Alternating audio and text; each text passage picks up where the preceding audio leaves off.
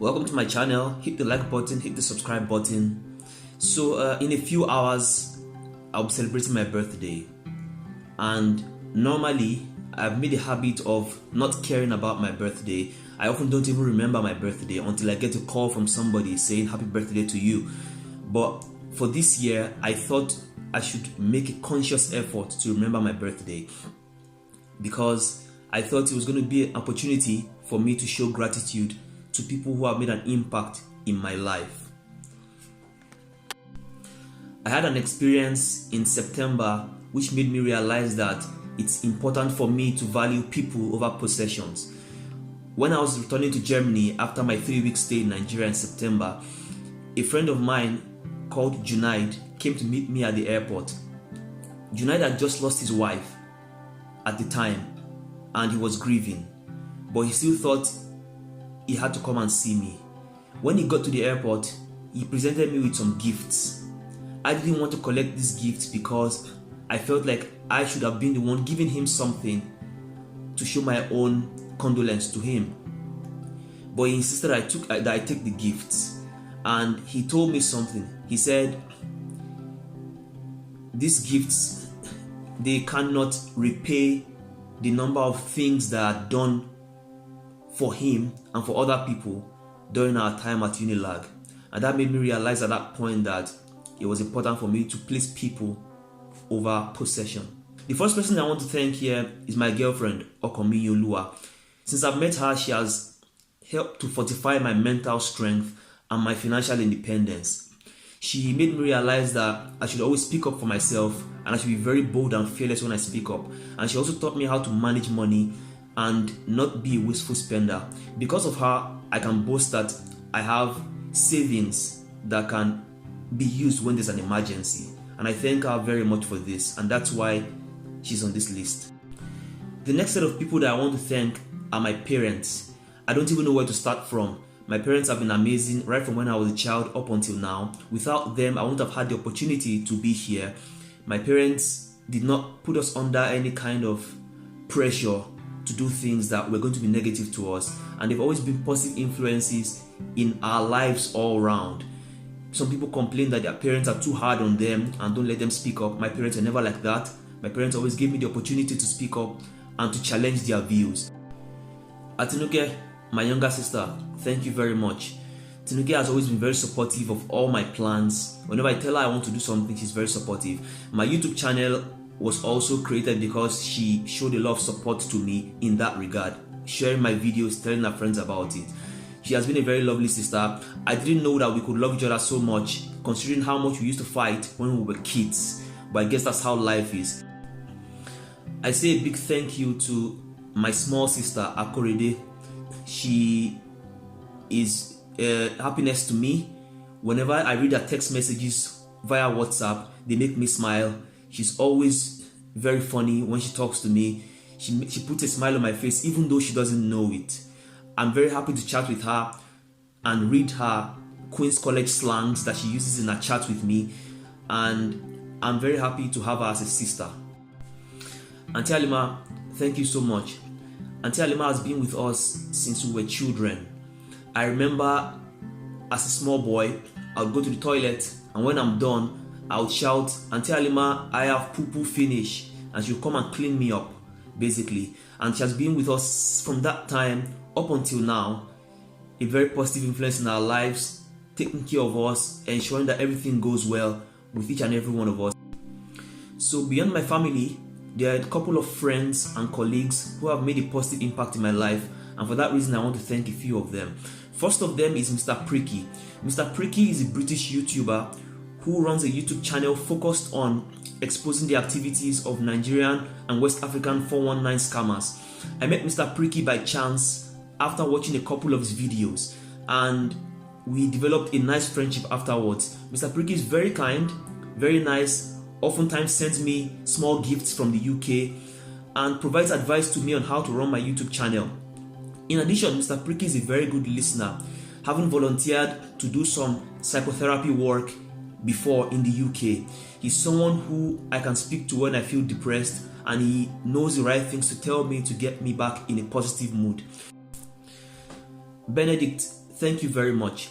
I met Benedict a little over 3 years ago here in Germany, and we've had a very good friendship in spite of the age difference between both of us.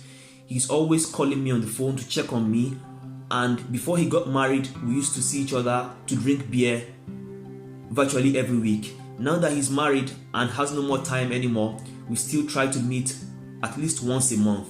Benedict is always there to advise me and is always ready to pick his phone whenever I call him and be there for me. I want to say a big thank you to Tunji. I knew Tunji a few months before I moved to Germany, and we first talked via WhatsApp. At first I was skeptical, but I'm happy I pursued the friendship. Tunji has been a very positive influence in my life, and he also taught me money management skills. I remember an experience where I was wasting my money on eating out, and Tunji forced me to go to the supermarket with him, forced me to buy foodstuff, and took them home with me. And he used that to prove to me that I could save more money by cooking by myself instead of always eating out. Big thank you to Benjamin. I've known Benjamin since my first day at the University of Lagos.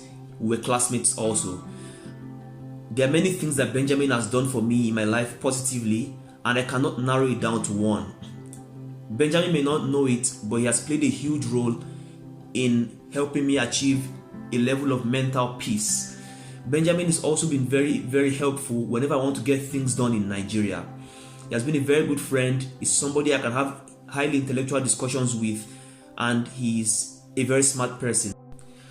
I want to say a very big thank you to Aliu. I've also known Aliu since my first year at the University of Lagos. Aliu has been a very kind person, very loving, and one incident stands out to me in particular.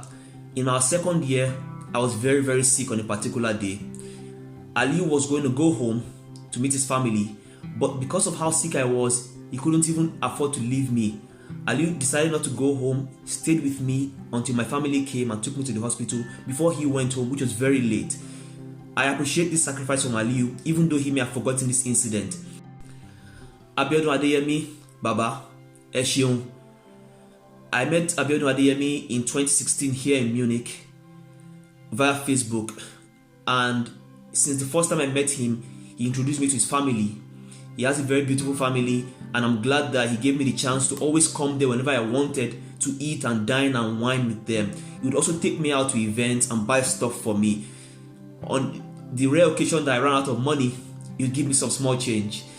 However, since I started my PhD program and also changed location, I've not had time to visit Abiodun Adeyemi. I have not had time to sit down with him like before.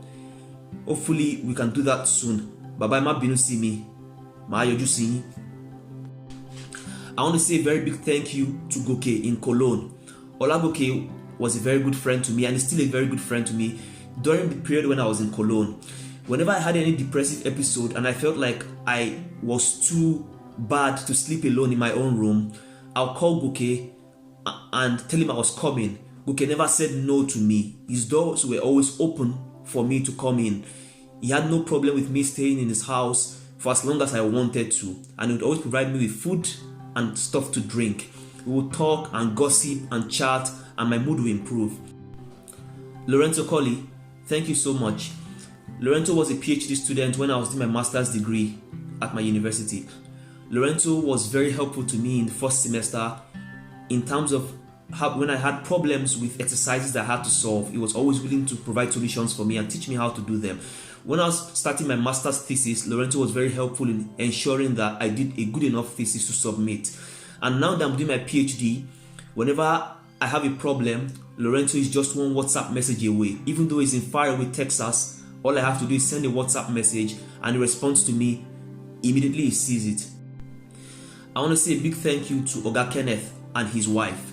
I met Oga Kenneth in 2016 when he left Stanford University and decided to move to our university to do research and to teach.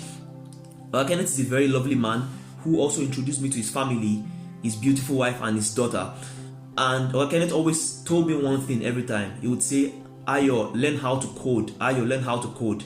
And I'm glad I took his advice and decided to improve my programming skills. Right now I can say that the improvement I made in that area is paying dividends in other areas of my PhD work. Finally, I want to thank Tim Yilmaz, my gym coach, my boxing coach. I met Tim at my department when he was a postdoctoral associate. Tim has been very kind with me at the gym. He was very kind to provide me with a payment plan that suited my budget at the time. And for this, and for the fact that Tim is also willing to give me personalized training sessions and also to motivate me to become a better boxer and mentally strong also, I say a very big thank you to Tim. Thank you to everybody I mentioned. There's so many people I couldn't mention here also. I really appreciate the roles that every one of you has played in my life. And yeah, what can I say? I'm grateful and I'm looking forward to 2020 and to having more experiences with each and every one of you. Thank you so much. Ciao.